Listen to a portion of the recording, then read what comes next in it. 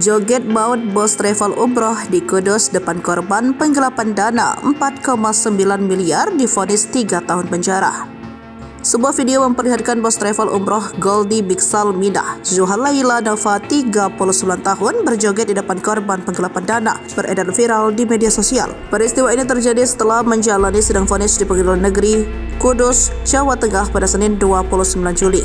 Dalam sidang yang dipimpin Hakim Ketua Wiyanta itu menjatuhkan vonis terhadap Zuhalaila Nova selama 3 tahun. Vonis tersebut lebih rendah dari tuntutan jaksa yaitu 3 tahun 9 bulan.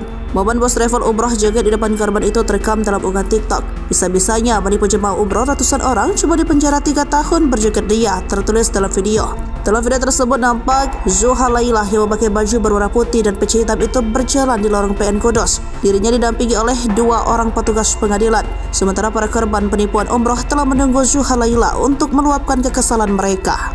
Para korban meneriaki Zuhalaila dengan sebutan maling. Bukannya tertunduk malu atas kesalahan tersebut, ia justru mengangkat kedua jempolnya ke udara lalu berjoget ria dengan tangan yang diborgol. Sontak para korban pun semakin kesal dan berusaha meraih Zuhalaila. Kendati demikian, aksi para korban itu dihalang petugas. Adapun Goldie Biksal Midah merupakan biro travel umroh berdomisili di Kudus, Jawa Tengah. Pada Maret 2023 lalu, ia ditetapkan sebagai tersangka kasus penipuan penyelenggaraan perjalanan umroh. Ia gagal memberangkatkan calon jemaah ke Tanah Suci karena menggelapkan dana sebesar 4,9 miliar rupiah. Download Tribun X sekarang, menghadirkan lokal menjadi Indonesia.